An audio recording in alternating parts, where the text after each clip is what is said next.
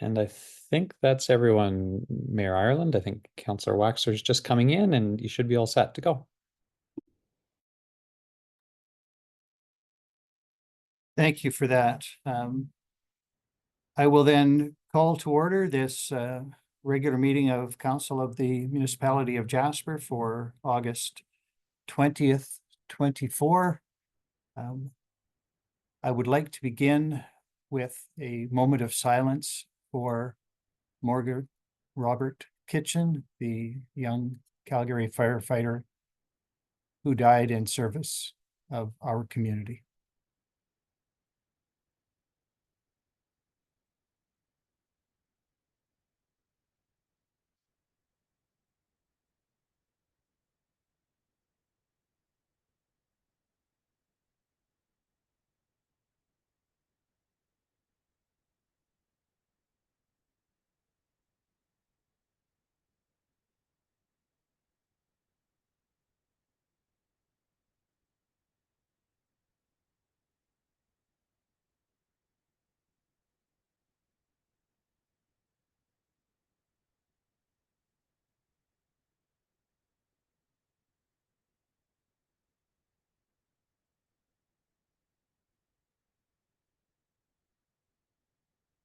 Thank you for that. We honor Morgan Kitchen and praise and respect all of those firefighters who work so valiantly to protect our community. Councillors, you have today's proposed agenda. Are there any additions, deletions, or other changes to be made to the agenda?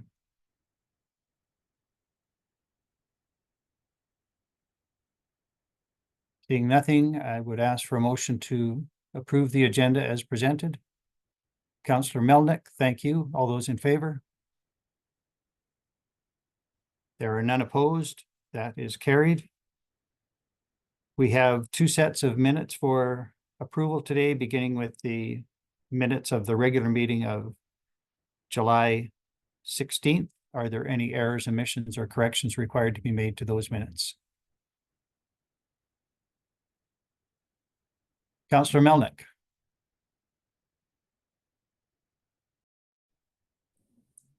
Thank you, Your Worship. Not necessarily an error or correction, but a note that motion 333-24 established on September 3rd the public hearing on a proposed clean energy improvement program, and we've changed our public meetings to be in the morning. Will we have a separate meeting that afternoon? Excellent question, Councillor Melnick. CAO Given, are you able to add any clarity on that? Your Worship, I would expect that we should keep the meeting for the public hearing at the same time that was proposed. So the public was, that date, time, and location was set by council. And our public advertising has been, would be in alignment with that. So my suggestion would be we should keep that time, even if it's a brief meeting. It's just to maintain that consistency for the members of the public that might have had the expectation following that council motion that was going to be the time. That is sufficient to address your concern, Councillor Melnick? Yes, Your Worship. Okay. Any other councillors have any comments about that matter? Sounds like a reasonable proposal. All right, thank you then. With that observation, again, is there a councillor prepared to make a motion to approve those minutes? Or have I already done that? No, we approved the agenda. Thank you, Deputy Mayor Kelleher MP. A motion to approve the minutes of the July 16th, 2024 regular council meeting as presented. All those in favor? There are none opposed. That is carried. We also have before us the special council meeting minutes of August 13th, 2024. Are there any errors, omissions, or corrections required to be made to those minutes? Seeing no hands, might I have a motion, please, to approve those minutes as presented? Councillor Hall, thank you. All those in favor? There are none opposed. That is carried. Agenda item 4, correspondence. We have received letters from the Consulate General of Japan in Calgary, the town of Ponoka, city of Medicine Hat, city of Grand Prairie, and district of Chetwynd. Thank you for adding those, just for the record, to our agenda.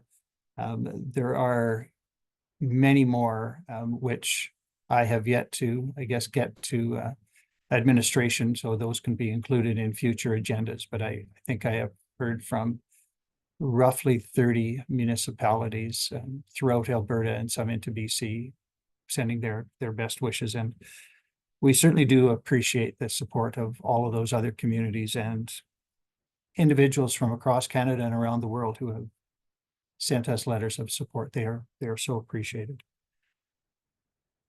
Are there any comments or recommendations arising from that correspondence other than to receive the correspondence for information?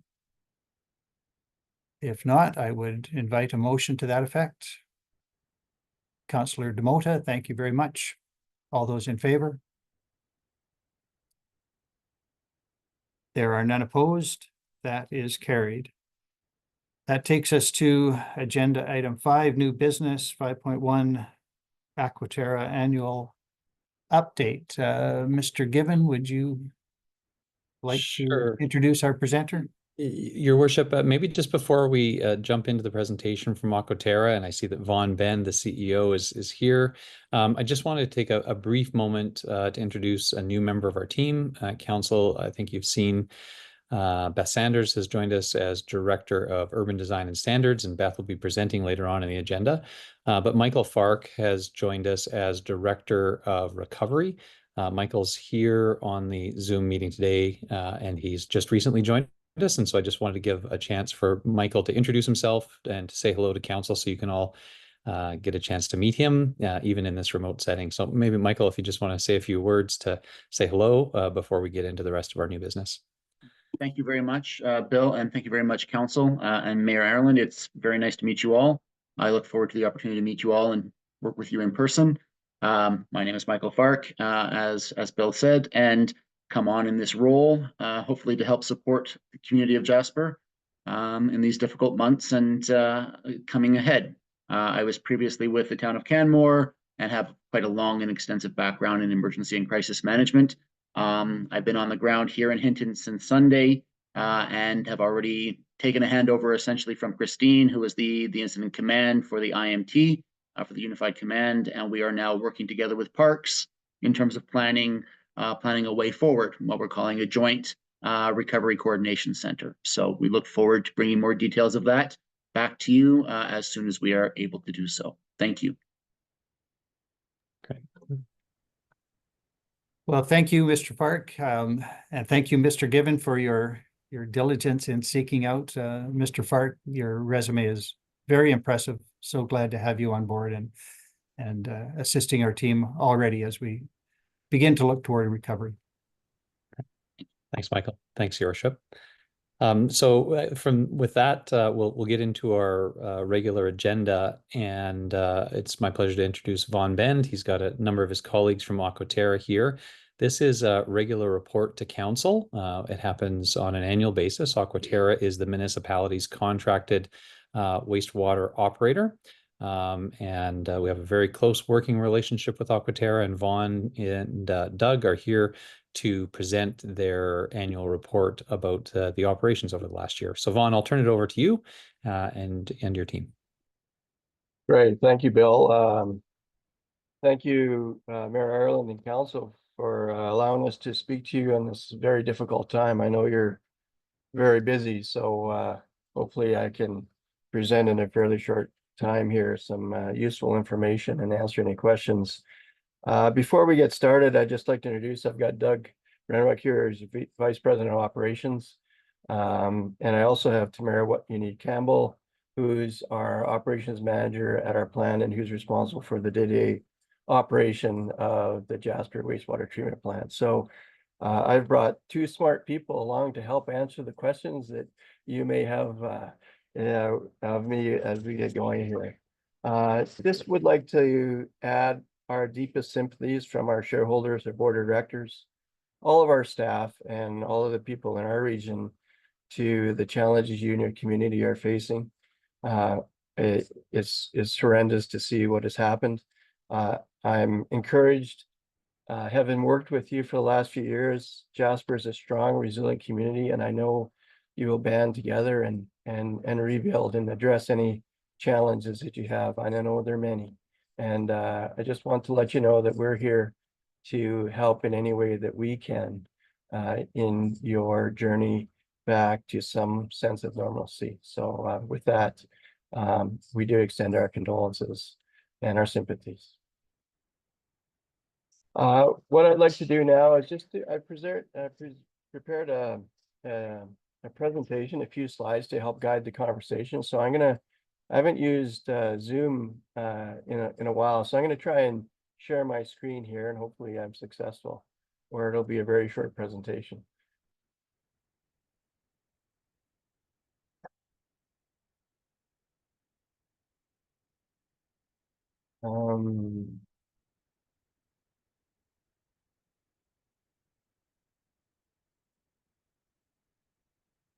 There.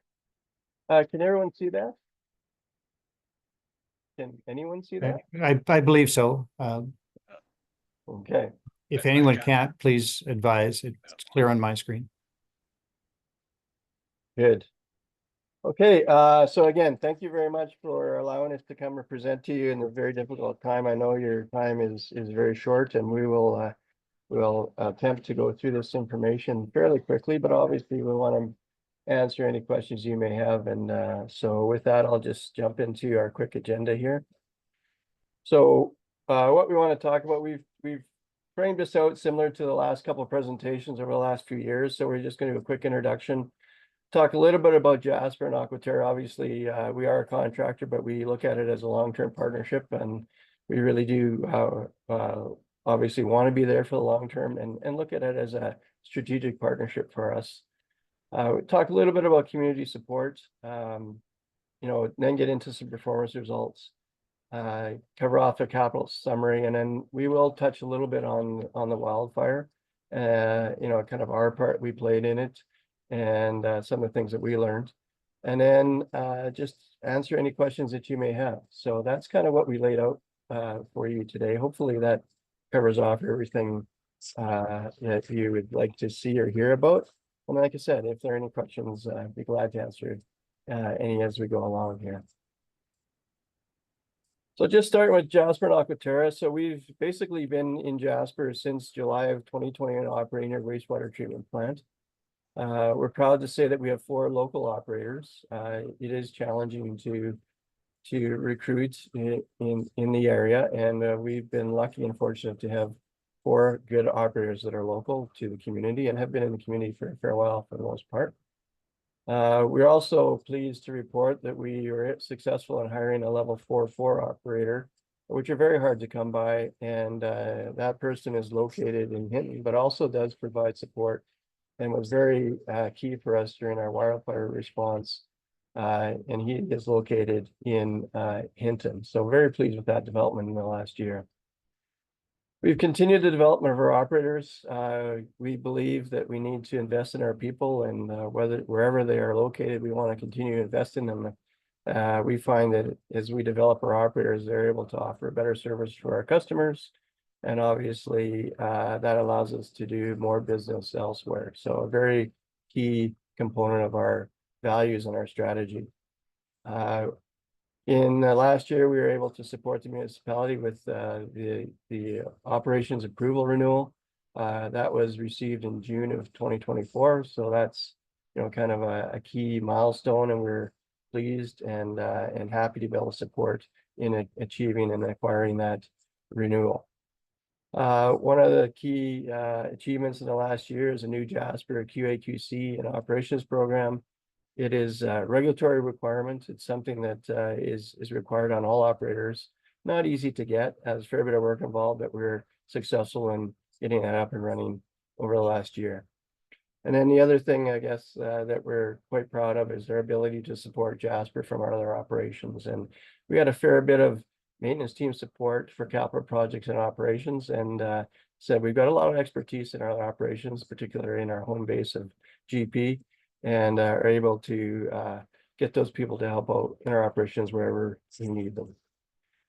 Would also just like to add here, I don't have it on the slide, but I think it's worth mentioning, is we really want to give a shout out to Vidal. I'm sure you've probably heard this recently, but we've been working with him both in our regular operations and through the wildfire, and very impressed with that gentleman. He is a top-notch professional and just wonderful to deal with. So I just wanted to throw that in here as part of our ongoing relationship. I'm very pleased with working with Vidal.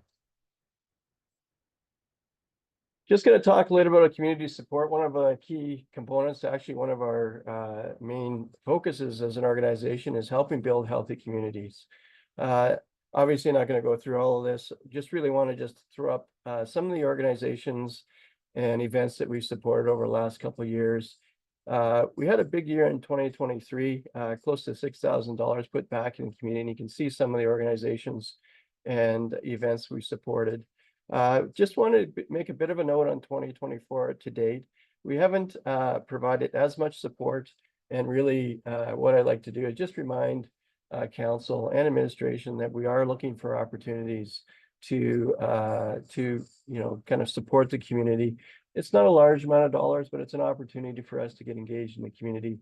And so if there are things, which I'm sure there will be, then please reach out to us, and we'd be glad to provide some more support through some of the organizations through 2024. One of the things that we do in our home and in all of our locations is provide community and school groups educational tours. I know those tend to mount near the end of the school year when teachers are kind of pulling their hair out and looking for something for their kids to do. We have a lot of young people coming through our facilities, and Jasper is no different. We were able to provide some tours to the community and school groups. So something we're really proud of, and something we want to make sure that people know about, because not a lot of organizations unfortunately do that anymore, but it's something that that we do, and we find it really connects us to the community. Okay, now we get into our report card, and I got a few slides after this, so I'm not going to spend a whole lot of time on this particular slide, other than to say that for the most part it's green. On our safety side, we didn't have any incidents, so we are green in that space. We also have a goal to improve our operation every year, and we did a number of things that I talked about a couple briefly. We've moved everything onto a Jasper SharePoint, so all of your documents and all of the records are all on a central location. We implemented a QA/QC program, which we talked about already. We've provided additional oversight, so we continue to and also we continue to do operator cross training. So every year you measure us on whether or not we are actually improving our ability to operate your facility. And I think we've, based on the activities we've undertaken and the improvements we made, we kind of covered that on and off as green. Obviously, you want us to take care of your facility, so asset maintenance is critically important. You've got a pretty high benchmark, or we have a pretty high benchmark. We completed 92%. I think the bar is 90%, so it's very high, but we're proud to say that we're able to maintain the asset. And we do use a centralized computer maintenance system to dispatch and to be efficient in our maintenance. So pleased to say we ended up green there. Reporting requirements, obviously critically important. We take our relationships with regulators incredibly, it's a #1 priority for us, and we're able to meet all our requirements in the Jasper operation as well. So that one again is green. We also have another one on environmental, and it's really based on compliances or non-compliances. Pleased to say that we ended up with only one non-compliance in the 1-year period, and that was January, and I'll talk about that a little bit in a moment. So we got green there. 11 out of 12 months we were green. It's a pretty tough benchmark, but at the end of the day we were able to meet it. Capital projects. Now this is where we get into the red, and so both on the capital budget and on the delivery timeline, we marked ourselves as red in both cases. And that is one project in particular, and that's the Century project. And I'll talk a little bit more about that in a moment. But essentially, we ended up not doing very well on the capital projects that we worked on. So, and again, I'll talk about that here in a moment. On the transparency side, this is part of the transparency side. One of our core values to operate with transparency. And one of the things that we do, obviously, is come in front of council to speak and talk about our performance over the last year. So we feel that we're green in that area.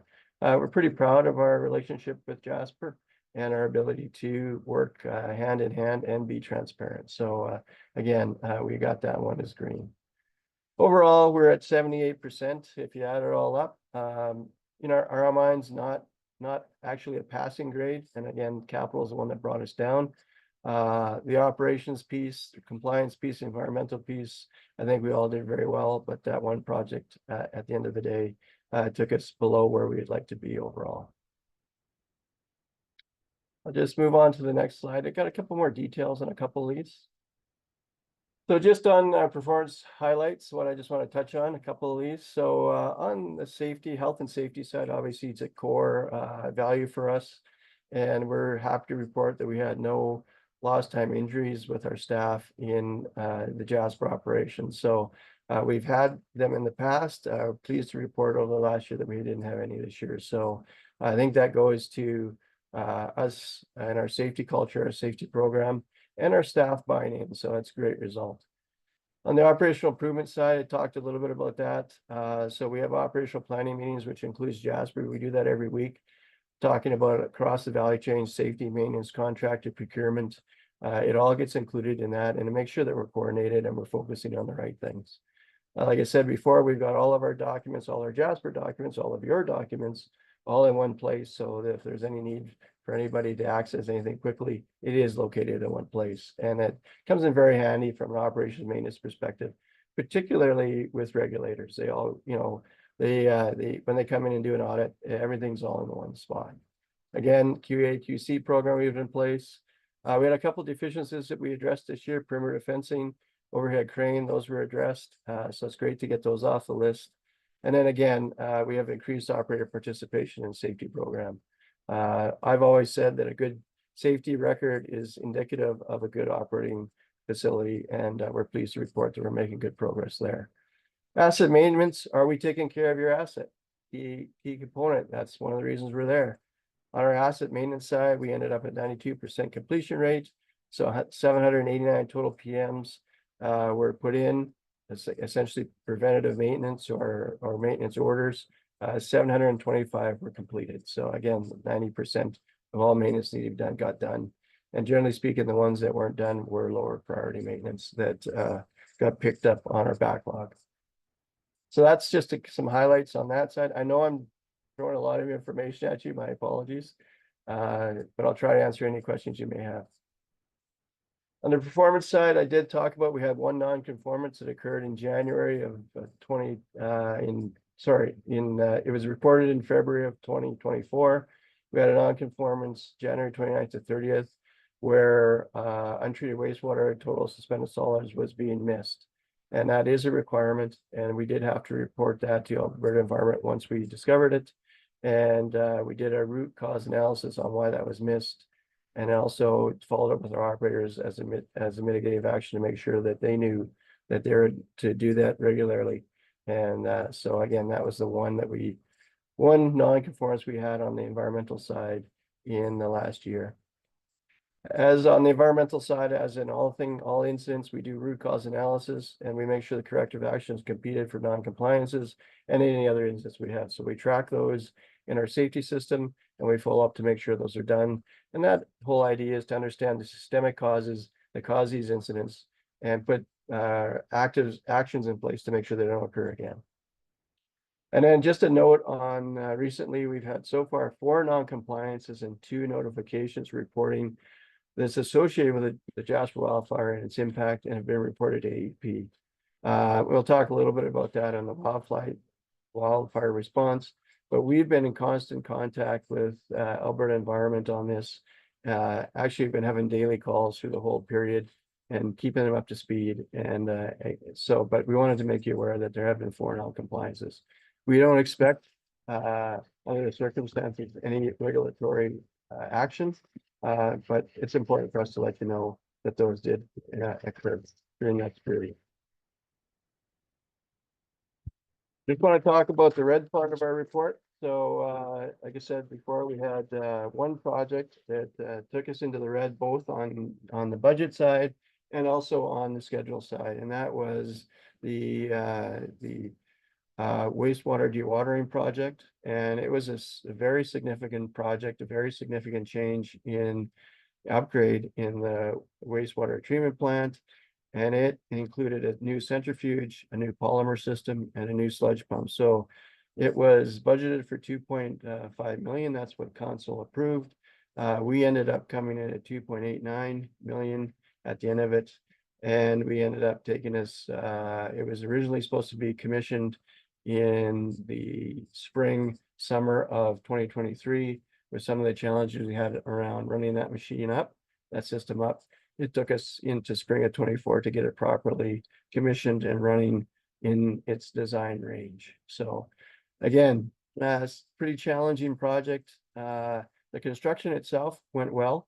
And then where we had some troubles is during the commissioning when they turned the machine on and we weren't able to meet the specifications and get the actual performance of that system that it was designed to do. So again, we did put a lot of effort over the last almost year, and now I'm happy to report that it is actually running within its design spec. So again, that was the challenge that took us over. So we ended up being 15% over. We did provide some credit back on our part of the capital project, but again, it was really the commissioning of a very challenging system that caused us to go red, both on the schedule and the budget on that project. And that's what took us red in the capital overall. Just a couple other comments here. Suggested capital projects is one of our roles is to provide suggestions on what and where we should invest in the future. Obviously, these are just suggestions, but backup generator upgrade would be great for council to consider. Administration, we were challenged through the wildfires, so we do test it regularly, but you don't really know how these things will operate until you're really in real life situation, and we did learn that. So we're suggesting looking at a backup generator upgrade. Some laboratory upgrades would be a good thing to consider. Obviously, there's different levels of priority on these. I think an equalization tank, I think you've heard that before. That's still on the list. It's the plant does get slugs of wastewater from the source, and when you do get slugs, changes in volumes, it is hard on the plant to optimize. So there is some opportunities there, would reduce some risk, and it would actually improve the operation if that was considered to be put in. Again, headworks blower in the MCC room replacement. I think there's some upgrades there that could be done that would improve the reliability and reduce some of the risk. And then one of the things that has come up is obviously relining of lagoons, and that was identified in the approval renewal. So that's a regulatory requirement that was put in by Alberta Environment. So that is something that's a suggested capital project that is again in the approval renewal and potentially a regulatory requirement. Just a quick note here on other projects that are ongoing. So there's a couple of capital projects that are originally on our list. One was the UV disinfection replacement. It's being completed by associate engineer, as well as the process air blower replacement. So that's on their list. They're working forward with that, working with your folks. Okay, so I'll just move on. I'm sure I'll get a few questions. I'm not sure if, I don't believe Tamara, our operations manager, was going to speak to this. Her and Doug. Sorry to interrupt. I do have presenting ability now, so I can talk to this if you would like. Yes, please. You're the one that's involved in it, so please speak to it. So first, I'll start with the safety of our operators was first and foremost our top priority throughout the entire wildfire situation. One of the initial issues that we had was losing grid power to the plant.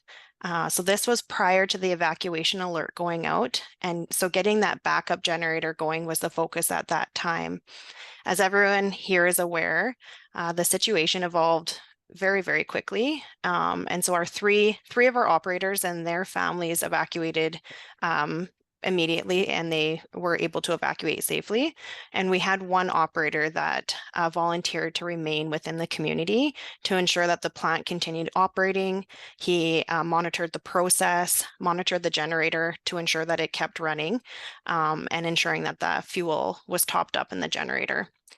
The operator that did remain in Jasper, he stayed until the Tuesday evening, and at that time he evacuated. We kept remote monitoring the plant through one of our operators who had evacuated to Valemont, and he did end up returning back to Jasper the following day, and he was there until he was also told to evacuate as the situation and the gravity of the situation was unfolding. Once that operator was in Hinton and really understood the situation and what was happening in the town, we supported him in reunification with his family. So getting him a flight to fly out. Obviously the highway was closed between Hinton and Valemont, so he could not reach his family. So we supported him in getting back to his family. And at that time, one of our Hinton operators that Vaughn had spoke about earlier, he stepped in and continued to monitor the treatment plant.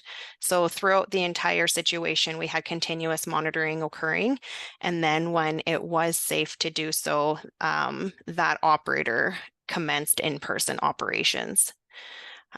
So throughout this situation, each of our operators had differing and unique circumstances. So supporting each of them with their individual situations has been a top priority for us. We did have continuous communication and conversations with Alberta Environment and Environment Canada with our regulators. And we, for about a week and a half or 2 weeks, had daily meetings with Alberta Environment regulators every day. We still are doing our communication. It's an email update every day. And then if we need to, we have meetings and set those up. So the wastewater treatment plant process remained relatively stable throughout the entire situation, despite very challenging situations and conditions. Again, I'd like to reiterate what Vaughn said, that working with Vidal and his support has been very much appreciated. Anytime there was something that we needed or something came up, Vidal was our contact, and he was able to make that happen. One of the things that we were able to support with is sending some distribution operators. They were dispatched out of Grand Prairie and were able to help Vidal and his team with the distribution and collections. And then we actually were supposed to be supporting Vidal and giving him some respite this week as a utility manager, one of our operators. However, once he spoke with the regulators, they deemed that it wasn't necessary to have someone as oversight. So I had that on the slide, but he's available at any time to provide support, but he didn't end up being needed this week for that. And yeah, so I just wanted to finish by just really highlighting the resiliency and strength of our operators.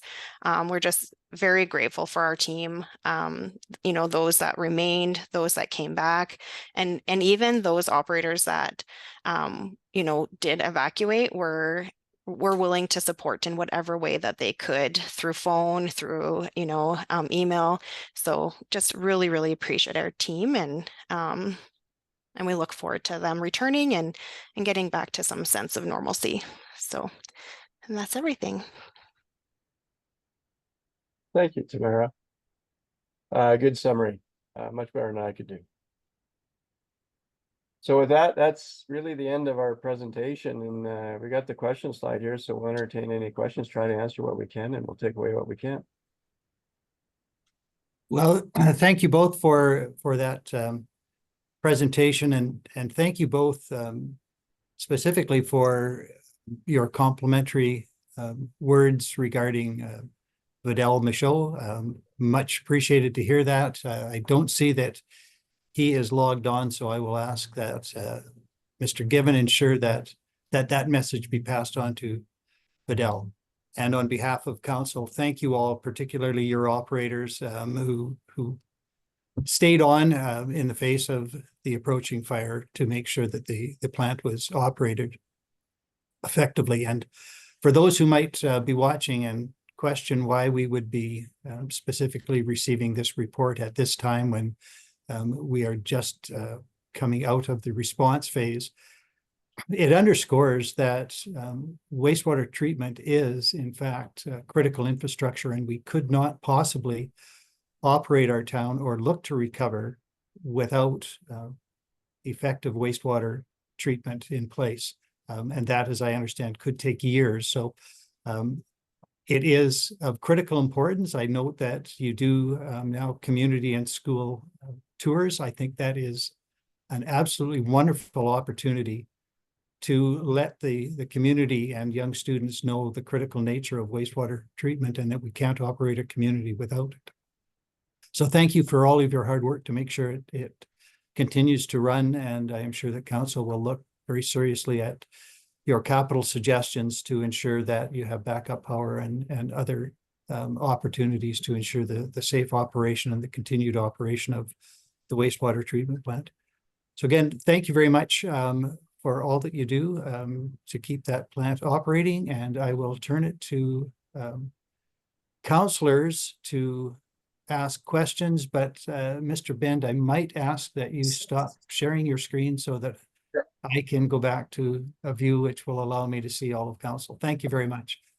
Councillors, if you have questions for our presenters, go ahead, Councillor Demoda.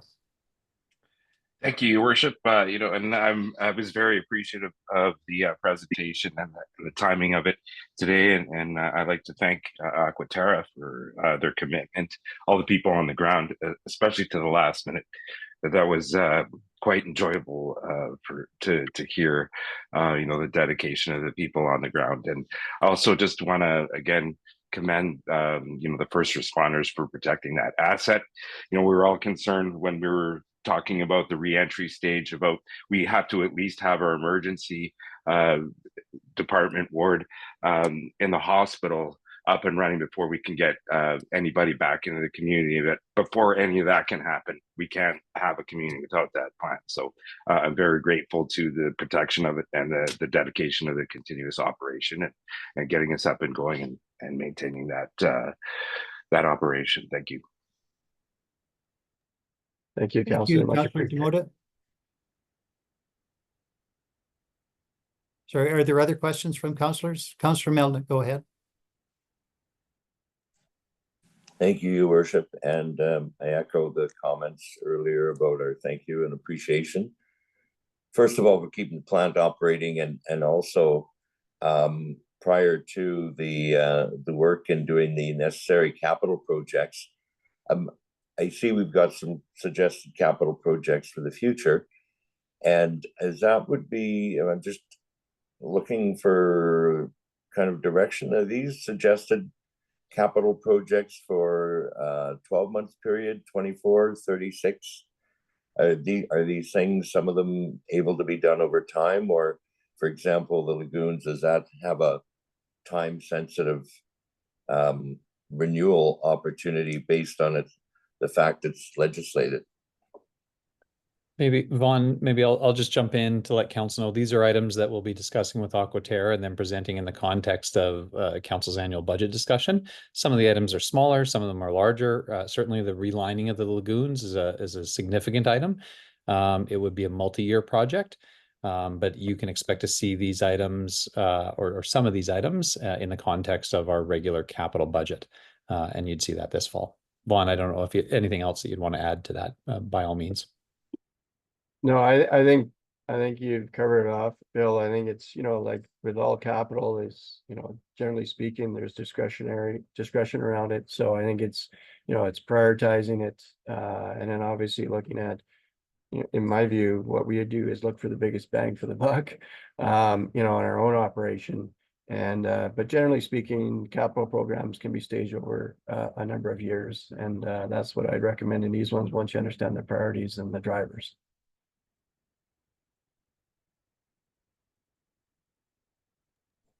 Thank you the for that. question. Staging it over a number of years is kind of the way we've had the philosophy of how we charge for water and capital, by ensuring that we are investing in our capital every year through our wastewater billing systems, to be able to ensure the plant does continue to have the funds to operate the way it does in high efficiency.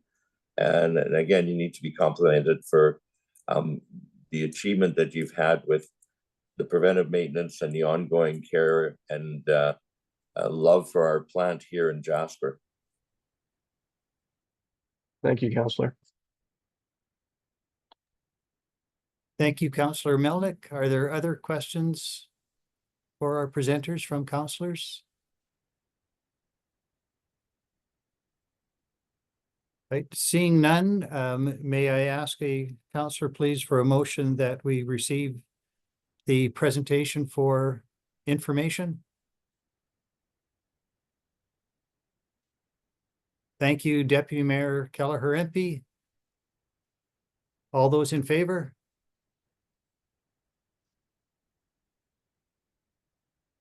Thank you. There are none opposed. That motion is carried. And again, thank you to our presenters, and please pass on our deep thanks to your operators for operating that plant in the face of the approaching firestorm. Very much appreciated, as do all Jasperites. Thank you for that. Thank you, Mayor Allen and Councillor and administration. We much appreciate this opportunity, and we will pass on your thanks to our operators. Thank you very much for the opportunity. Take care. Thank you. That takes us to agenda item 5.2, temporary relaxation of RV parking regulations. Mr. Given, I presume you are going to introduce that? Yes, Your Worship. I'll be try to be relatively brief. Administration is here with a recommendation that Council approve the temporary relaxation of RV parking regulations from August 16th to September 15th as proposed. Just to speak to that, you can see that this is backdated. Administration has administratively relaxed some RV parking regulations, but we're asking for formal council approval of those measures that we took in advance of the community reentry on the 16th. So administration at that time approved the following temporary relaxations, including waiving the 72-hour time limit for parking an RV or trailer on a roadway in front of a resident's home. We provided approval to allow trailers to be left unattached on a roadway, and the permission to use RVs or trailers as transitional accommodation again until September 15th. On all of those points, those were things that were previously prohibited. As you can imagine, RV parking can be a challenge in Jasper in normal times, but it does provide an opportunity for us to allow residents to re-enter, reestablish their properties where they remain, and to start to reconnect to the community. And so administration relaxed those regulations to enable that for residents. And we're looking for formal council approval. To be clear, the intention here is that these would be temporary measures while transitional housing can be established in the community. And they really are focused on enabling residents whose dwellings still remain to be able to remediate their property, to be in the community while they undertake that, and then ultimately to be able to re-enter their properties.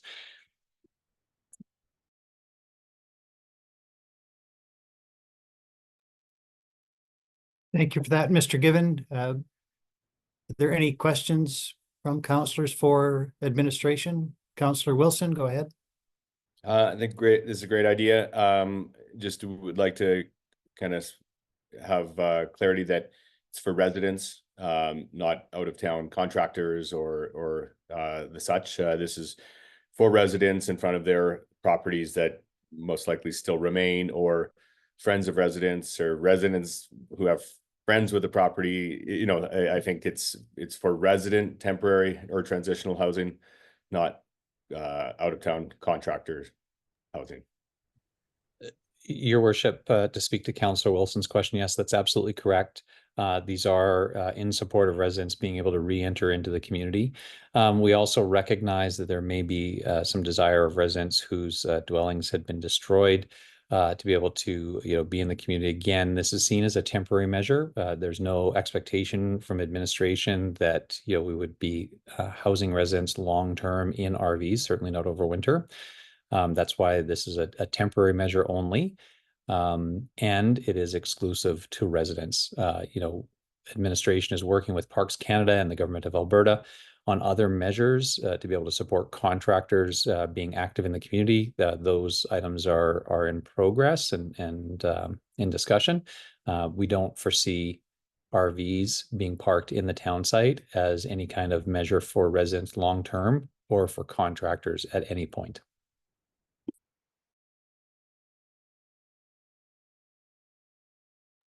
Thank you for that. Councillor Hall. Thank you, Mayor Ireland. I wonder if there would be a challenge with also allowing some residents to park in parking lots. Your worship, administration is open to hearing from residents what their needs are. I would encourage anybody that's looking for some sort of solution where they might not have a friend's, you know, driveway to be able to park in or other area to contact bylaw. And Neil, our enforcement services manager, can assist with finding an appropriate solution. But again, administration is working to be as flexible as possible, while also recognizing that you know, we want our community to be able to return to normal use, and we're going to have a number of different competing demands on public parking spaces. So we're working to try to actively manage that. And if there's a resident that has a concern or a need, I'd encourage them to reach out to bylaw so we can work with them. Thank you for that. Certainly at last evening's virtual telephone town hall hosted by the province, that was an often repeated question. So it's good to know that residents can approach bylaw about specific needs. Thank you for that. Other questions from council for Mr. Given? All right, just one observation that I have, Mr. Given, not relevant to the recommendation at all, but as we progress with various items that will have to be discussed in terms of re-entry and recovery, I wonder whether administration might give some thought to consistent wording. I note in this particular RFD, there is a reference to transitional accommodation, where typically we have been talking about temporary accommodation. There is also a reference to interim accommodation and long-term transitional.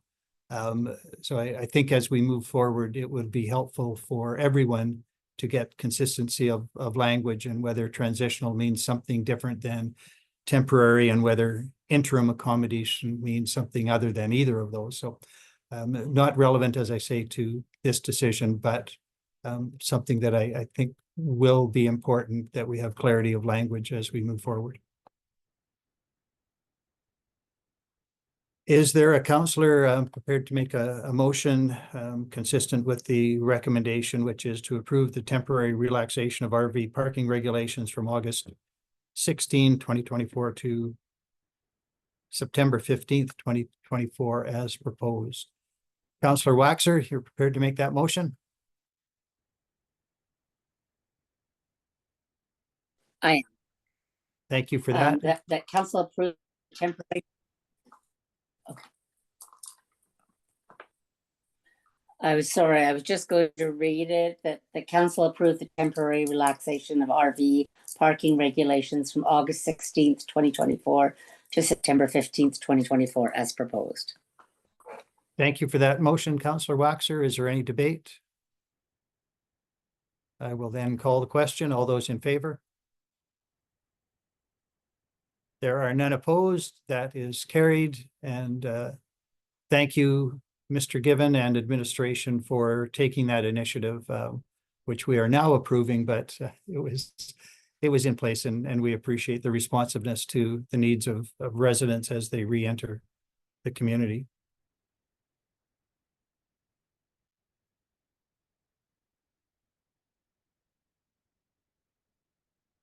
Oh. My apologies while I coordinate devices. I think we're on to agenda I'll item. just jump in there. I'm a little slow, Mayor Ireland, but and it's something we can revisit once we get to September 15th or whatever it was. But we could have maybe aligned it with the patio season. So anything on street could probably remain until, I think it is the second week of October.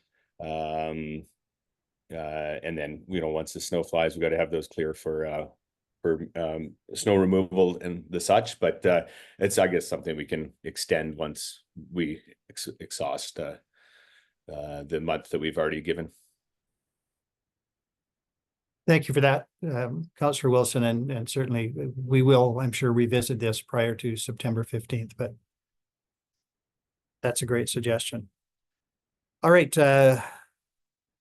agenda item 5.3, planner and administration assistant positions. Mr. Given, are you presenting that, or is Your Worship, Saunders presenting that? Yeah, I'll just give a very brief introduction. Our new Director of Urban Design and Standards, Director Saunders, will make the presentation. I just want to note how quickly Beth has jumped into the role. She's been closely working with Parks Canada colleagues to discuss the immediate work that needs to happen to be able to support the rebuilding of Jasper. And so Beth has leapt in with both feet and has been in regular contact with Parks. Obviously, the authority still lies with Parks, but we understand that it's going to be an all hands on deck approach. And in fact, we're going to need more hands to be able to handle the rebuilding and advance the reconstruction efforts. And that's what Beth is here to present about what additional resources the municipality foresees requiring, at least in this first step. Beth, over to you. Thank you, Bill.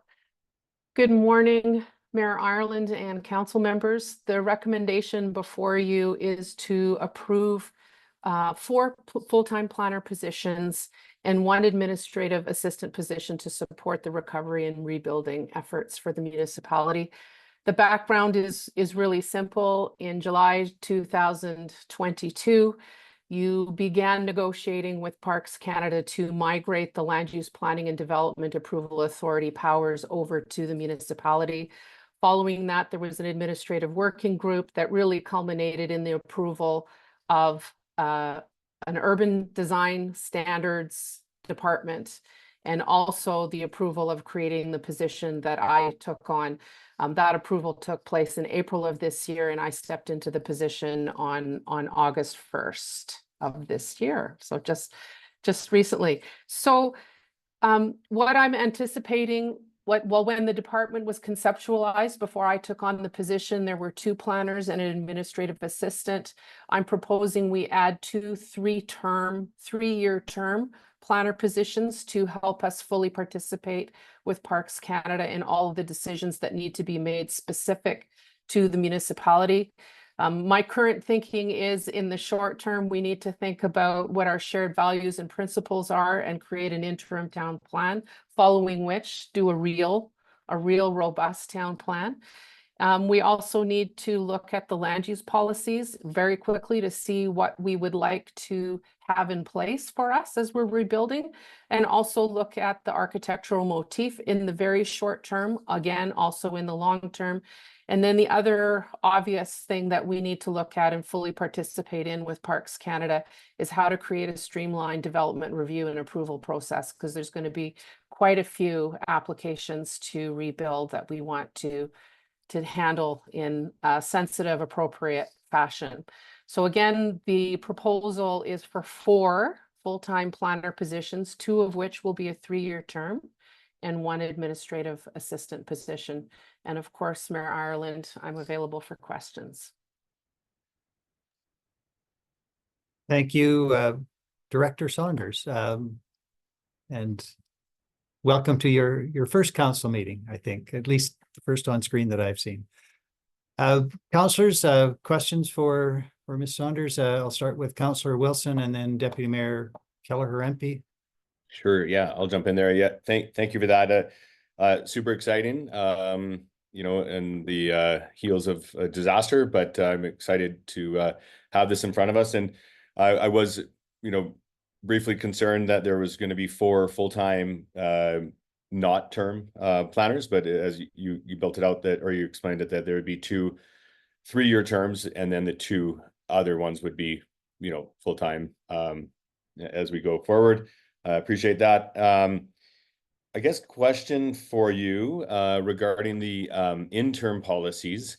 Do you foresee the interim policies to be enforceable for new development? So I understand that the longer 3-year term would be, okay, this is what, you know, the Jasper Town Plan is, and these are the land use bylaws and the regs and architectural motif, etc. But do you think we can achieve some type of enforceable document that, you know, the new developments can be applying for within 3 months?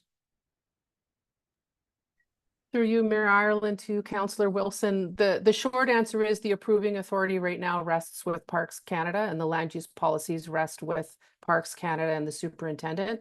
I will continue to work closely to identify any opportunities for any quick adjustments we might choose to make, but we'll simply say any of those sorts of conversations and representation on the municipality's behalf, I will be checking in with you first.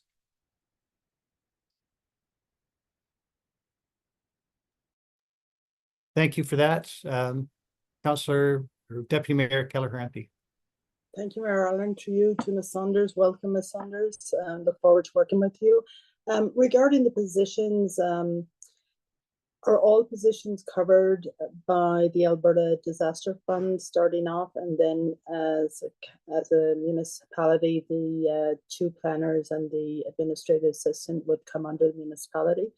Or are the budget for the 2 planners and the administrative assistant coming out of the 2025 tax budget, or is it all covered for now? Go ahead, Bill, please. Go ahead. Your Worship, these are items that we put in our disaster recovery application. I think it's well understood that there's going to be a need for additional capacity around all areas related to development and planning. So they're already put forward in our draft application. And so we expect that all 4 planning positions and the admin assistant position would be under the DRP program. Thank you for that, Mr. Given. Thank you. Thank you for that. Councillor Melnick? Oh, okay. Thank you. Other questions? Councillor Wilson.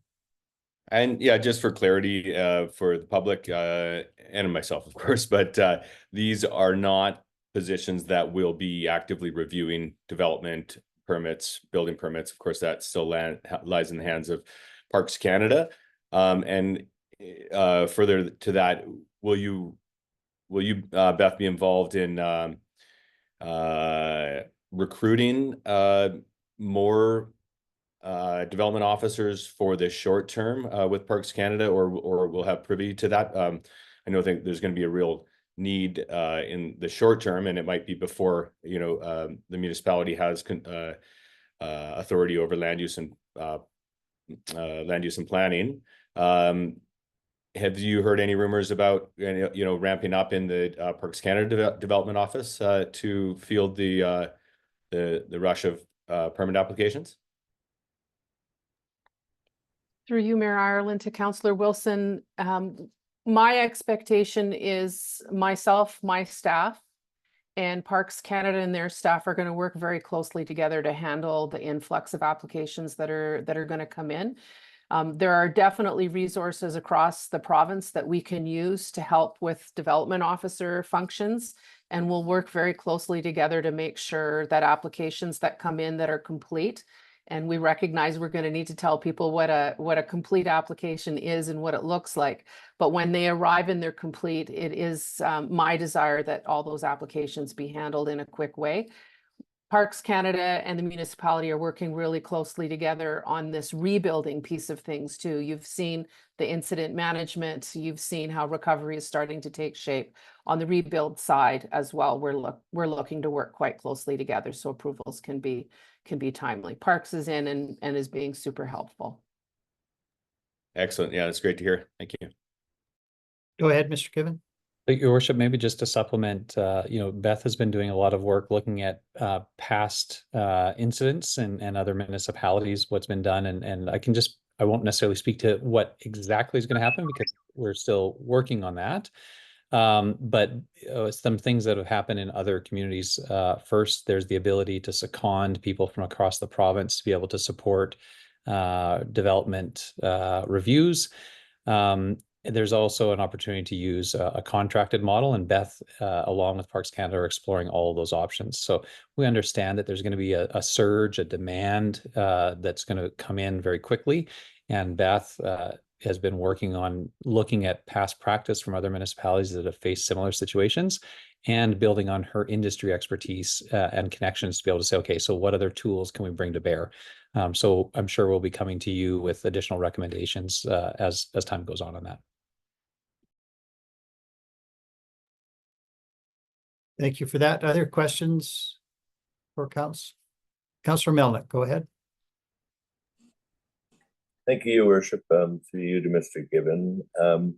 You had mentioned about seconding potential individuals. So as we ramp up, it could be possible that the individuals here may not be working out of Jasper, where we have limited office space. We may end up with individuals elsewhere in the province assisting us.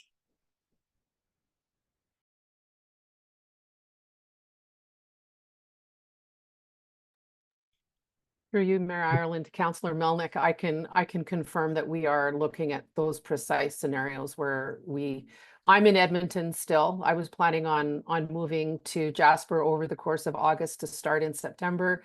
Things have shifted. I'll stay in Edmonton until it makes sense and there's space for me in Jasper. I don't want to take a home away from whether it's a municipal employee or another Jasperite that needs a home. But when it makes sense for me to be there, I'll be there. When we're looking at other resources right now, we're just going to use that same operating principle. When it makes sense for us to be on the ground, we'll be there. And until it does, we will happily work remotely.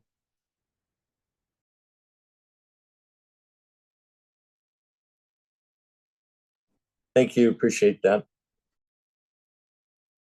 Thank you for that. Councillor Demota. Thank you. Yeah, it's happy to see Director Saunders on the screen with us. I had the fortunate opportunity to meet her while I was in Edmonton, and I think we're in really good hands. So when these 4 positions are coming forward, I look at her resume. I see how strong our CAO has been throughout this whole thing, and I'm trusting the process and I'm trusting these people, and the fact that we're getting 4 people on is a good sign because I know that we're working together with Parks Canada closely, and I think the steps forward are healthy, and I think are going to contribute to a more expedited transition into something that the municipality might have a few more controls over as we progress. So good signs. I'm in full support of bringing these forward. I do have some questions on current policies and stuff after, but while we're here and we're discussing the positions, I just wanted to say that I support it and I trust the process. Thank you. Thank you, Councillor Demota. Any other questions for Director Saunders? Seeing none, I have a question, I think probably best directed to Mr. Given, and not specific to these 5 positions that are before us, but it occurs to me that our new Director of Recovery, Director Fark, is going to need some help as well. And so I would anticipate that in the coming weeks, we will see a similar sort of RFD for other positions. And my question to you, Mr. Given, is there any limit to what we can attach to the disaster relief program? And should we make sure that we have all of the capacity that we will need, appreciating that these positions are specific to the planning and urban design side, but we have a whole new department, which will be the recovery department, which I am certain is going to require more than just Mr. Fark, despite his exemplary credentials. I can't imagine he can do it all alone. So, Your Worship, administration expects to bring a number of these requests for approval for establishment of term or positions to you over the next number of weeks. We have already put in a preliminary application to the disaster recovery program. In there, we identified a number of positions, I want to say over 20, that might be required. So, that was the process is that the government allows you to make that preliminary application, then you have a bit of space to be able to think about what additional needs you might have. So administration's already identified these positions. Director Fark's position was another one of those ones that we knew that we would need. And there are others. We will come to you with formal requests for approval to establish those positions as we go along. We may also revise our application to the government as more becomes known about what capacity we need. We are seeing it is challenging. Our municipal staff have undertaken an incredible load over the last while, and we're going to make sure that they have the support that they need, so that we can continue to offer our base level of service in addition to the increased level of service that's going to be required. We will resource that increased level of service likely through a combination of new positions that will likely be terms because they won't be needed forever, as well as contributions from Parks Canada, who have really significant resources to be able to draw upon, and potentially Government of Alberta or contractors as necessary. So that system and I guess org chart, if you will, is still in development, but administration has already I think a week ago or 2 weeks ago, made that preliminary application for a number of positions, kind of based on what we could imagine at that time. But we will be coming to council as we seek to establish those positions once we sort of move through that process. Thank you very much for that, Mr. Given. And I just wanted the community to understand that by filling positions in sequence does not limit our capacity to fill those other positions that we will need in the future. And that will be reassuring. And I do thank you for your comments about the exceptional work done by our staff to date, who have been maintaining what we can of our service offer, which is limited, but have been just doing tremendous work in incident management. To their credit, very long hours and very hard work. So thank you for mentioning that.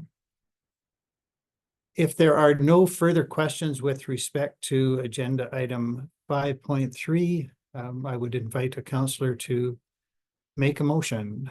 Councillor Wilson. Yes, I would love to make the motion that council approve the establishment of the following positions to support the recovery and rebuilding efforts for the municipality. 4 full-time planner positions and 1 administrative assistant position. I'm not sure the wording needs to detail the 2 term positions, but I think we all recognize that 2 are term and 2 are full-time.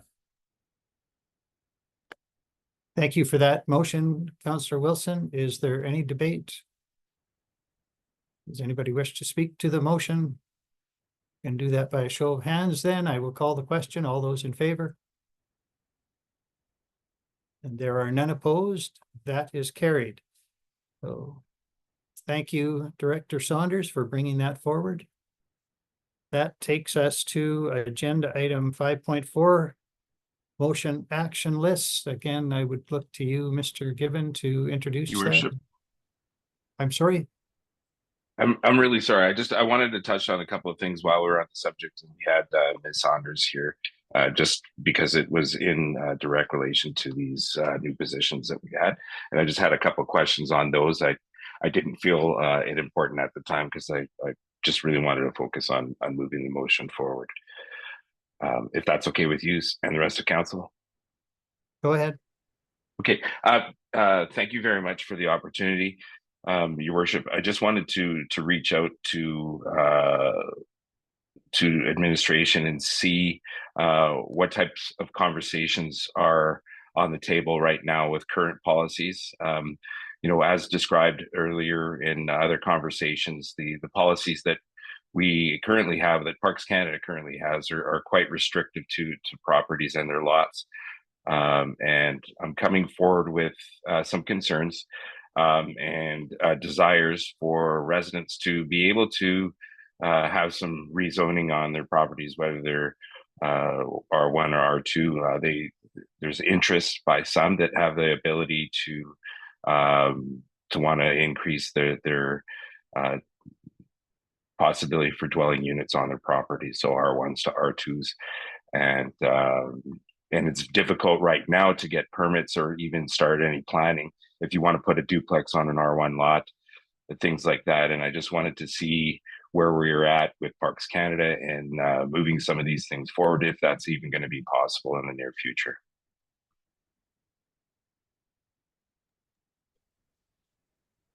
Go ahead, Director Saunders. Thank you, Mayor Ireland, through you to Councillor Demota. Those conversations have started with Parks Canada. The simple answer right now would be the current process is the current process, and we're working with them to make some adjustments to the process. But until those are clear and finalized, the only option for residents would be to use the current process. My commitment to you is over the next couple weeks is to have some suggestions around what some options are that we could look at, because full-scale change of rules could be not so desirable, but how are there some strategic ways we might want to look at changing rules? That has implications on timelines when people would choose to rebuild. So the onus is on me to lay out in short order here what a rebuilding process would look like. And I'll be in front of you in the next weeks with that. In the meantime, my suggestion would be for you, Mayor Ireland, and any member of council, as you're hearing what people's plans are, please share them, because that will give us a sense of what it is we need to accommodate as things move forward. So forwarding those kinds of requests will be quite helpful to us as we craft some tinkering or adjustments to accommodate people's needs. Thank you.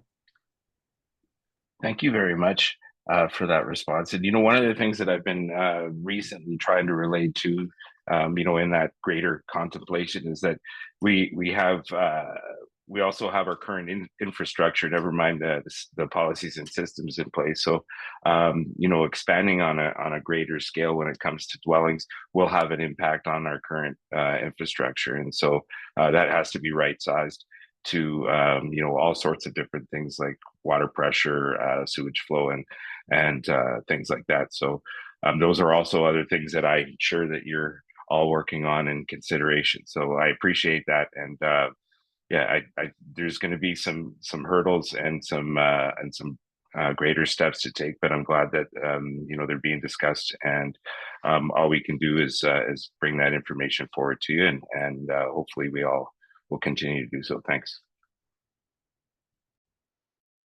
Thank you, Councillor Demota. I will return then to agenda item 5.4, the motion action list, and Mr. Given again is that presentation from you. Thank you.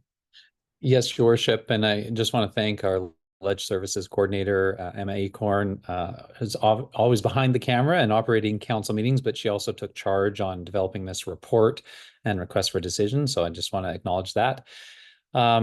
We have a regular practice with the municipality is that as council makes motions, those are recorded and tracked to ensure that nothing is missed, and that council and the community can be aware of direction that was given to administration and what the timelines are for returning to council with recommendations. So that motion action list is a standing item on committee agendas. And we have two recommendations for you today. First, that council approve the updates to the motion action list as presented. And then also that council direct administration to continue updating the list and forwarding to regular council meetings on a bi-weekly basis until the resumption of committee of the whole. So our past practice was that this would be presented at every committee of the whole meeting. Since council has changed our calendar to not have committee of the whole meetings, to act as council every week, administration just recommending that we should review the motion action list on a bi-weekly basis. So a minor adjustment to technicality there. The other larger thing is that administration is recommending that some items be removed just given the changed context. And so I'll just go through some of the updates and recommendations to remove. So the first item is the Global Covenant of Mayors for Climate and Energy. That item was actually delivered at our last council meeting. And so administration is recommending that it can be removed because that item has been dealt with. The next item, the Climate Change Adaptation Action Plan. Administration is just advising that we would like to see that item deferred to August. Mona Eldabi, our Energy Environment Manager, has been working on that report. We expect to be able to bring it forward, but obviously we didn't get it in July, and we would like to see that deferred. We believe we can bring it this month. The Jasper Skate Park Committee, there was a motion back in March for administration to come back to council with some details on a loan guarantee following the completion of the skate park construction. Obviously, the skate park construction is not yet complete. We foresee that it likely won't be until October. And so at this time, we're recommending to defer that item until October. And then the next three items are actually ones that administration is recommending should be removed for a variety of reasons, and really just that events have sort of changed the relative importance or the context of some of these items. The first was federal housing advocacy. Back in April of this year, council had directed administration to contact the office of the Federal Housing and Infrastructure Minister to discuss advocacy related to housing. We're having some pretty detailed discussions with the federal government at a number of different levels about housing. And obviously the context of those conversations has changed really significantly. So administration would suggest that this item could be removed because that idea of setting up a meeting so council could tell the federal minister about the housing challenges in Jasper is obviously significantly different now than it was in April when we started this discussion. And council and the community can know that administration is working with all the other two levels of government on a regular basis to talk about housing, both in the near term, but also in the long term. And so those things are underway, and our suggestion would be that that item could be removed. The next item related to S block parking. We have some large size parking available in the industrial area of the municipality.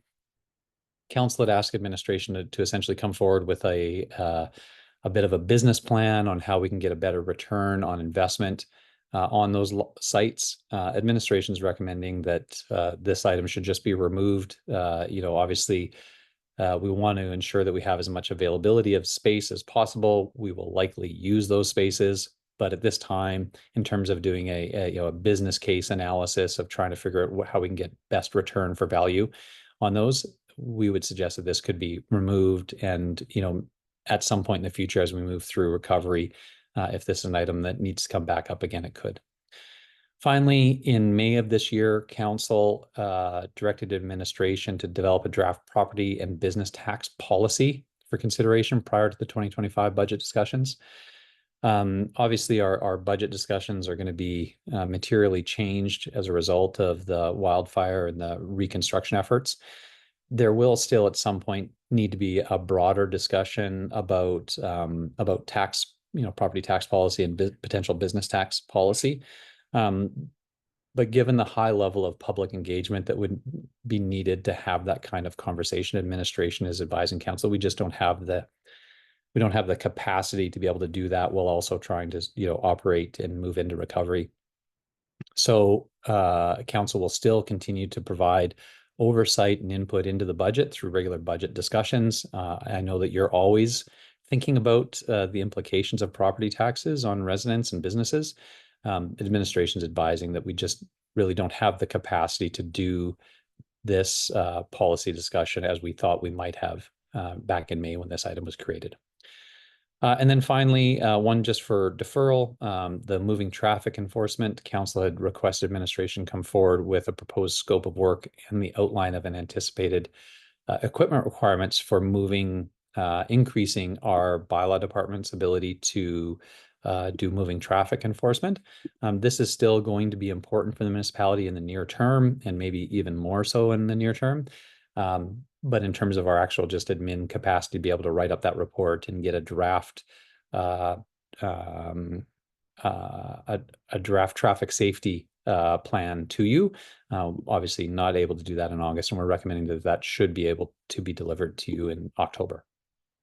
So administration is recommending that council approve by motion the updates as recommended, and that council direct administration to bring the motion action list on a bi-weekly basis to regular council, recognizing that we no longer have committee of the whole meetings. Thank you for that, Mr. Given. Questions from councillors? Councillor Hall. Thank you, Mayor Ireland. I just have a question about something that's on our motion action list, and that's the transit capital projects. Will we be able to extend that grant application, or do you think we'll need more time? I think it comes up December 2025. It's just the first thing on the list. I just want to clarify about that. Your worship, we've already reached out to the funder to see what might be possible. And so I think, again, things that might not have been possible before, I think are more possible now. There's a lot of understanding of Jasper's real challenge. That said, there are a number of things that were already in the works, and I think it's an open question of whether there's a need to put those off or what the benefit would be. So we expect to be able to bring some recommendations to you. Council will know that we had the electric bus RFP out. It did close late last week. So we expect to be able to bring some recommendations to you on that and the facility construction. Again, those services, we expect that they'll still be needed. And in fact, we've talked with the school boards. They are aiming, as I think council and the community know, for September 17th, resumption of school. They still expect that they, not just expect, they still need school bus service. We are still going to have residents living at Jasper Park Lodge, and we expect that residents will also be, living in different places for the next couple of years, and transit service and a transportation service are going to continue to be an important feature of our community.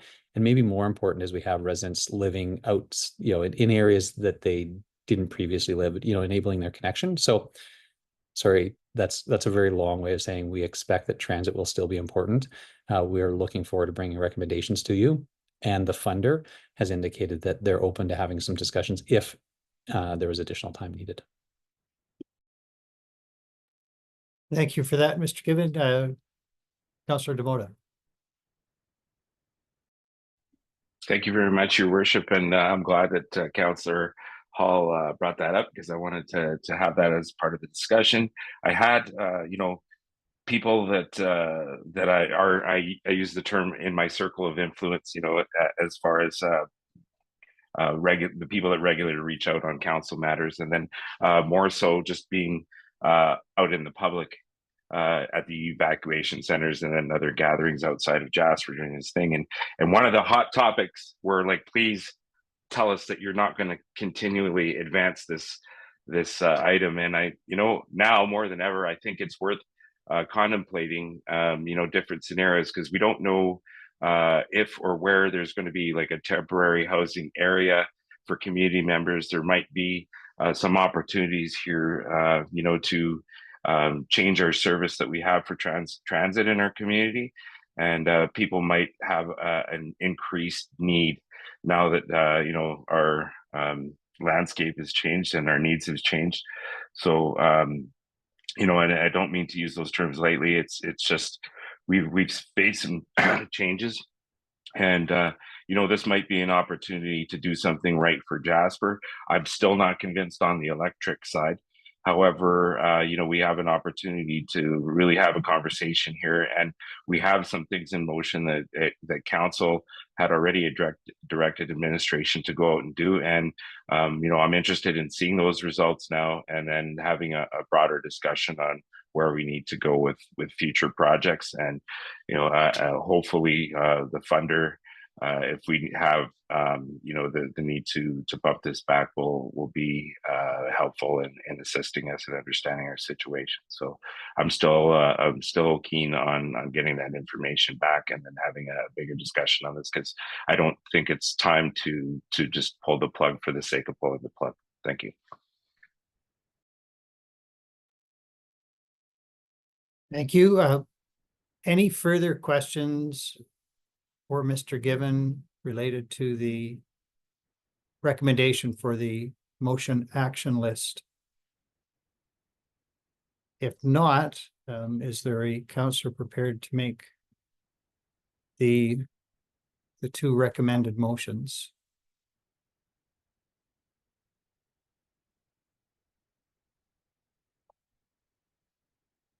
Councillor Waxer.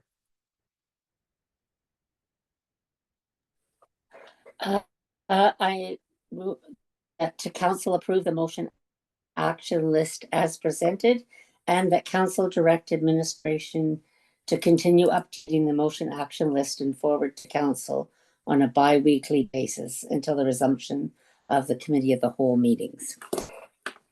Thank you for that motion, Councillor Waxer. Is there any debate? All right, I will call the question. All those in favor?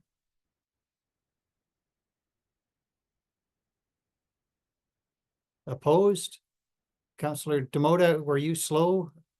Well, Yes, I'm not or... opposed. Are we approving this as presented or as recommended? I guess it doesn't matter. I'm just getting words matter. I'm in favor. It's just. All right, if you are in favor, then there are none opposed, and that is carried. I believe that it is now 11 o'clock. We've been at this for an hour and a half. For the comfort and convenience of all of you, and possibly for myself, I will call a very quick recess and resume at 11:05.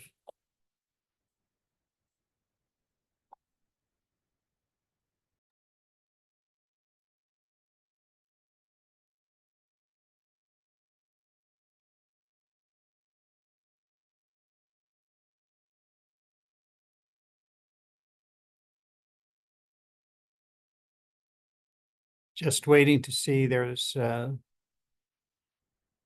Councillor Melnick.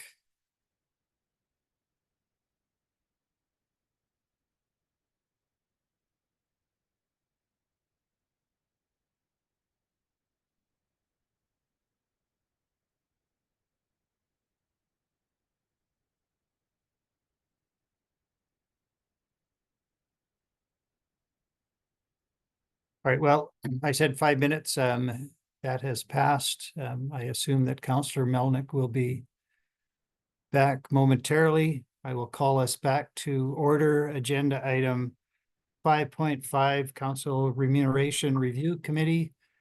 And again, Mr. Given.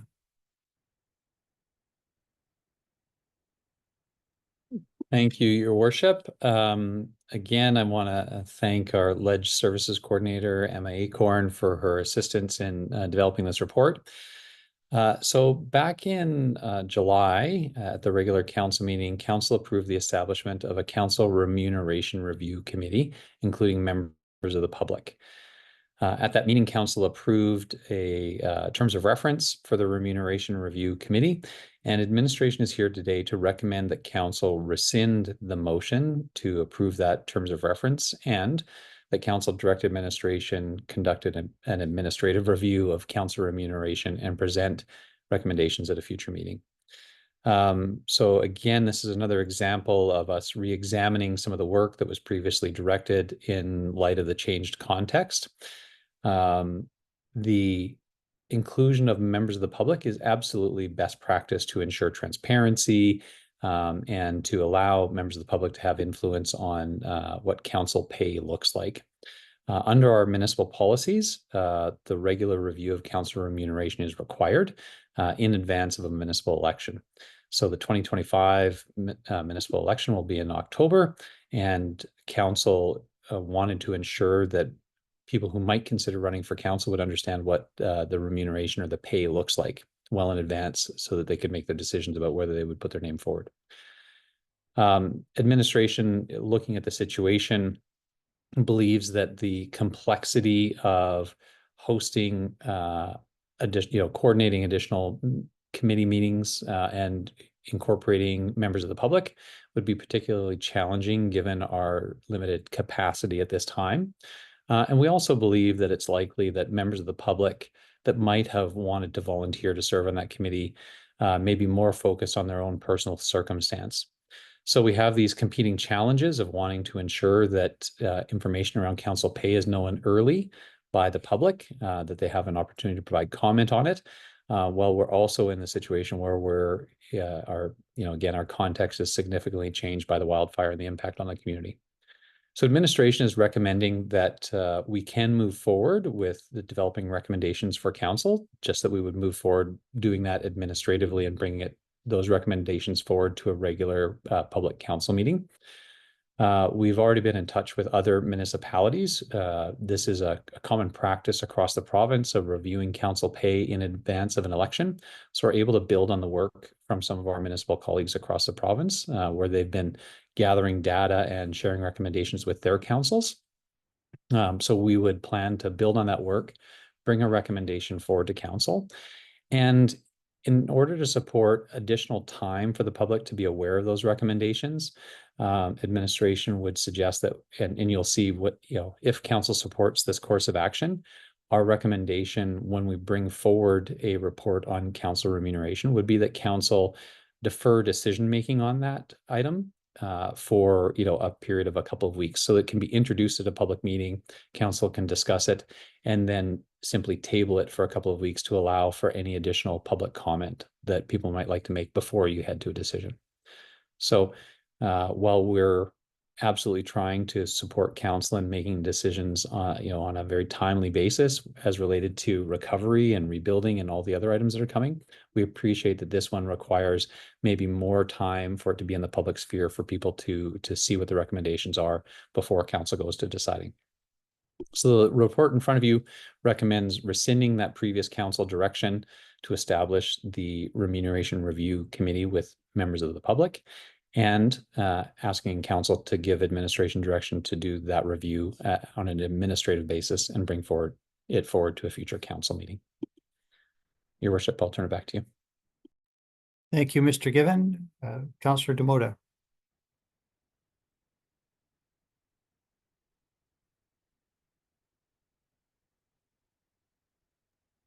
Sorry, were you recognizing me, your worship? I did, yes. Okay, you cut out that moment. I didn't hear it, so I apologize. It's definitely on my end.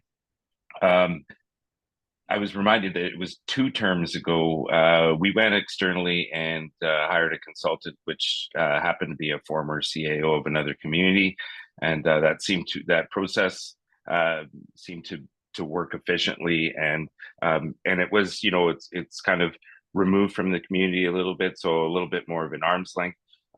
So that was seen as not done internally, and I thought was a healthy process. I know every CAO has their own way of doing things and aligning things. I just from experience, I felt that one worked really well. So if time is a thing, and just having someone from the outside having an opinion. We have a lot of data that's collected over time, particularly municipalities that we've kind of made ourselves similar to or used for other data, including the second last remuneration process, because the last one we decided to stay neutral and not change. I think again, those are all really healthy. And Mr. Given, I know that you're on all that stuff. I just wanted to air that from my opinion point. Thanks. Thank you, Councillor Demota. Any other questions for Mr. Given? Councillor Wilson? it ties a little loosely to this recommendation in front of us. My concern is that, over the past month, council, all of council has been putting in a huge amount more time, and then Mayor Ireland, of course, quite a bit more. And it's kind of going to blow out our council budget this year, I would suspect. Would additional council commitments be covered with underneath the disaster recovery program? And then further to that, I guess we're ramping up administration in an attempts to recover in a timely manner. It takes a lot more time and effort. It's going to take a lot more time and effort for council next year, but in the coming years, of course, with a new council, I think the requirements are going to be a lot more than what was considered normal. And so I think we have to definitely be thinking about that when we're talking about council remuneration. We do have to make it financially feasible for qualified candidates to run. And, I would put support behind increasing remuneration. But Bill, could you speak, or Mr. Gibbon, could you speak to the current situation and where we're at with council and the extra commitment that they're having to be required to put in? Your worship, for Councillor Wilson. So I don't know that the disaster recovery program gets down to the level of detail about council remuneration. So I can't speak to that. I'm certain it doesn't speak to it. We could maybe do some research to see what qualifies and what doesn't.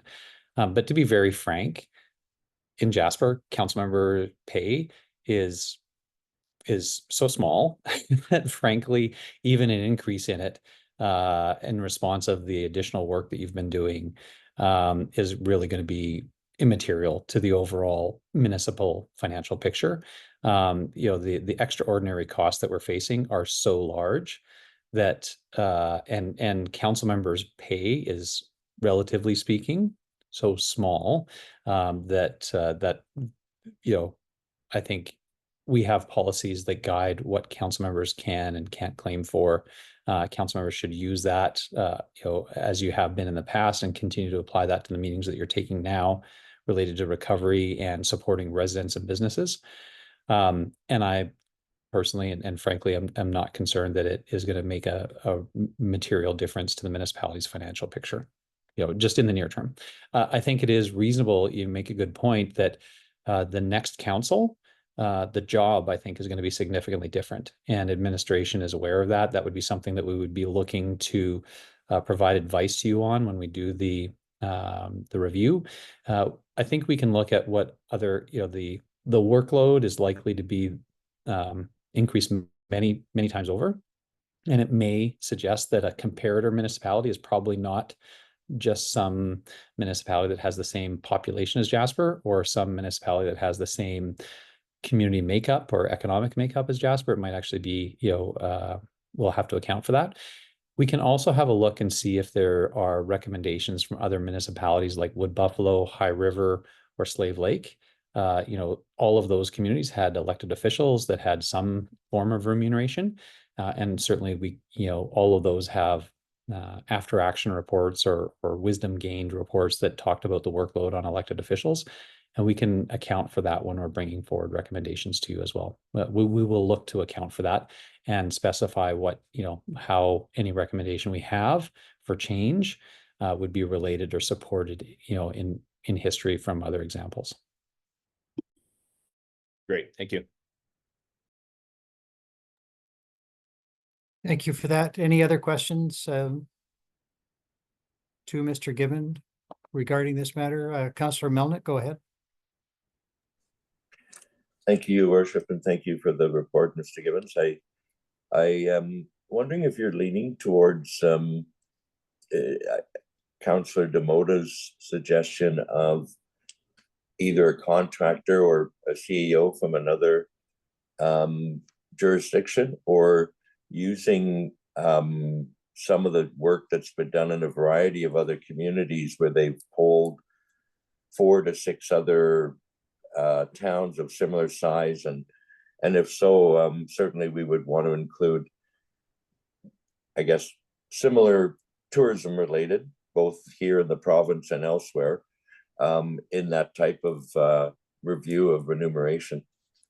I'm just wondering which way you're relating. Your worship, for Councillor Melnick, we are looking at internal administration review, and so not hiring a contractor to do that, because frankly, we're managing a lot of contractors right now, and that comes with its own sort of workload demand of managing that. Ms. Acorn has already reached out through her professional municipal networks and other city clerks to be able to sort of get a bit of a team effort on developing this report. So I know she already has that underway. And so, the community of municipal professionals have been ready to assist Jasper in a lot of ways. And this is another example of that.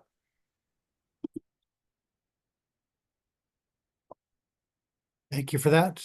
Any other questions for Mr. Given?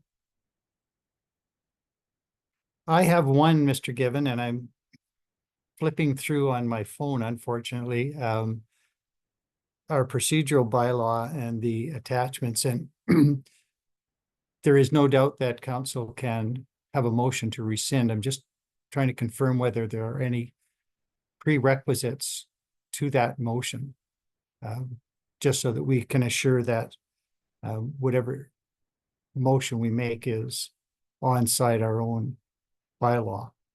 Have you had an opportunity to look at those specific sections of? No, Your Worship, I haven't. Okay. All right, well, I will ask any councillor if they're prepared to make the motion. And if they are, I will rule it to be in order. And if anybody wishes to challenge the ruling of the mayor, they can do that. Otherwise, we'll say it's good. Is there a councillor prepared to make a motion? Councillor Wilson, thank you. Yeah, I would make the motion that council rescind motion number 332/24. The council approve the council remuneration review committee terms of reference as presented, and that council direct administration to conduct a review of council remuneration and present recommendations at a future meeting. Right, thank you for that. If anyone is interested in splitting the motion, I would invite them. If I don't hear that, I will call the question, and that is to rescind and to take the other recommendation. I see no hands. I will call the question. All those in favor? There are none opposed. That is carried. Thank you for that. Again, Mr. Given.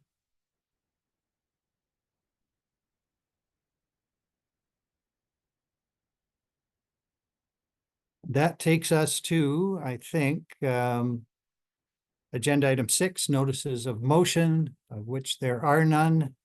Councillor reports, agenda item 7. Are there councillor reports?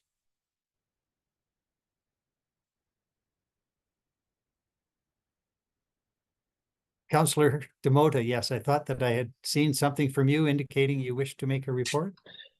Yeah, well, it's not so much a report other than to express my gratitude to our reception centers. I can only speak to the ones that I visited and or that the communities that were hosting me and my wife, and I think the outreach and the just the love that other communities had, and the ability to help us out. I was very impressed with Edmonton when we first arrived there. It wasn't their first time being in an evacuation center, and you can see that it was very well laid out. I'm very grateful for the Red Cross and their ability to help people out. And there was a lot of misunderstandings or just like not enough information at the time. Social media, and I was very impressed at how community members were outsourcing the different information and getting people the help that they needed, and they were very quick to help out in that. especially like once you were there and on the ground. The city of Edmonton, not just the city itself, but the people there and the businesses that really helped out Jasperites was just overwhelming, and I can't say enough. I don't have the right words. I'm often challenged that way to start with, but just the love that came out of that city, you know, just from one thing to another. I still have my Edmonton access band here that I got on the first day we arrived, and yeah, I know that it wasn't the same and it wasn't as easy for everyone, but once you got into the system and you learned about what they were doing, for the most part, I found the feedback really good. And then my next stint was in the town of Hinton, and well, again, I get emotional to begin with most of the time anyway, but the businesses there, they were suffering, you know, when we lost our fire, and their tourism economy is really reliant on not just the community of Jasper, but the flow of traffic coming through here. And with the highway being closed down and tourism going to a standstill, there were a lot of places that were reporting that they were 50% down compared to last year, even the barber shop, believe it or not, when I went to get a haircut. So, but everyone was giving. People were giving away, businesses were giving away free food, discounts.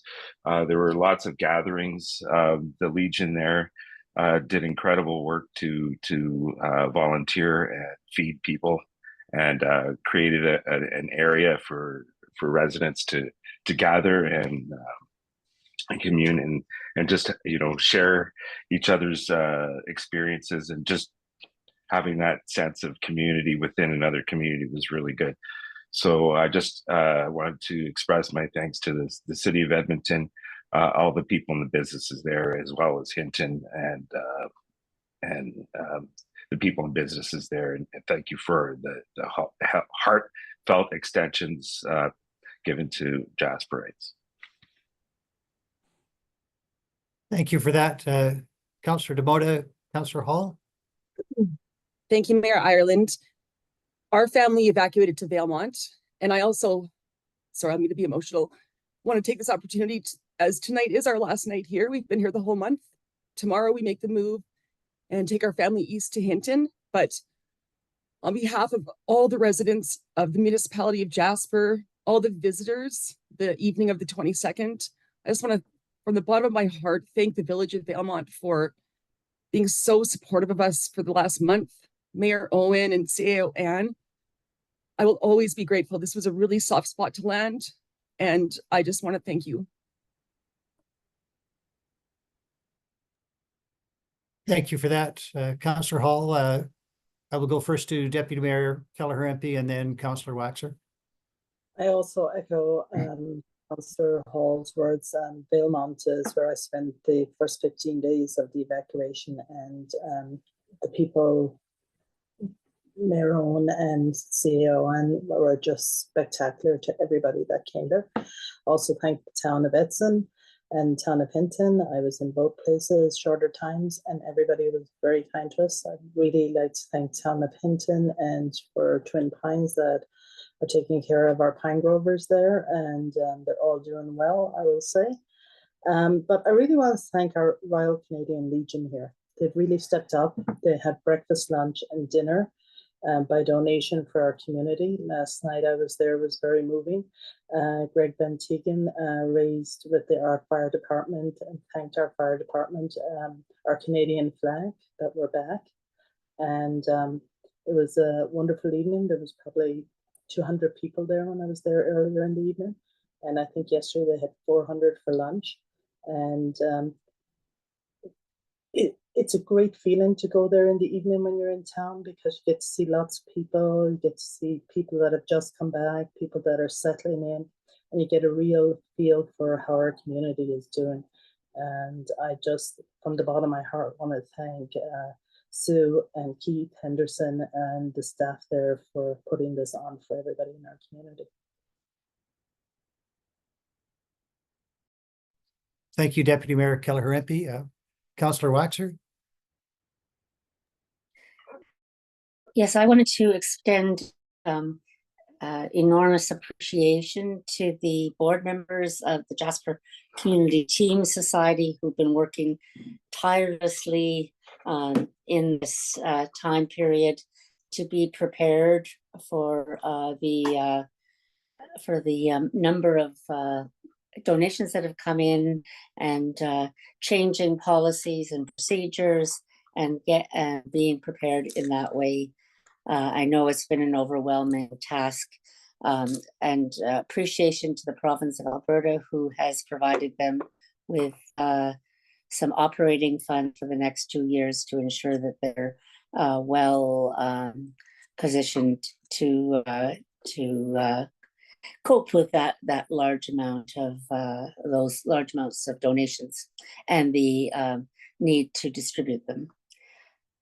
I also would like to express appreciation to the city of Charlottetown, who reached out and hosted me and had me present to their council meeting, and I bring to all of you greetings from the council there, and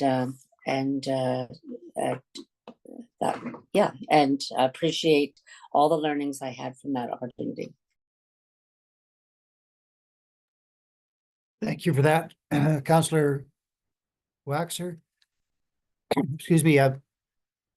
There is, of course, no end to the thanks that we offer to so many supporters. So at the risk of missing anyone, I will recognize that there was also a reception center in Grand Prairie, and we thank them. There was one in Calgary. I had the opportunity to visit that. It was the only one that I did visit. And they showed me great hospitality, and Mayor Gondek, in fact, gave me a tour of Calgary's emergency command center, which at the time was actively supporting the command center here in Hinton, where I am today. The province has stepped up, the federal government has stepped up. Our relationship with Parks Canada has never been stronger. Our reliance on our own municipal team, including our volunteer fire brigade, just a debt we will never be able to repay. Firefighters from around the province. And I want to recognize as well the literally hundreds of emails that we have received from communities across Alberta and throughout Canada, wishing us well, and individuals, including visitors who have offered their reflections on their really fond memories of Jasper, and have indicated that they will be back to visit us and support our community when the time is right to do that. The number of people who have reached out has been absolutely astounding, and their deep love for our community is and has been apparent. So I thank all of those people who have, and I know will continue to support Jasper as it moves to recovery. At one point, we will be making, I think, more formal thanks offered, but thank you, Councillor Demota, for getting us off on that today, our first proper meeting, regular council meeting back. But we will never stop saying thanks to all of those. And as we indicated at the start of the meeting today, the supreme sacrifice was paid by the family of a young firefighter. And again, a debt that we shall never be able to repay in full, but we shall never forget that service. So thank you all for your expressions of gratitude to such a supportive world out there. I believe that might take us now to agenda item 8, upcoming events.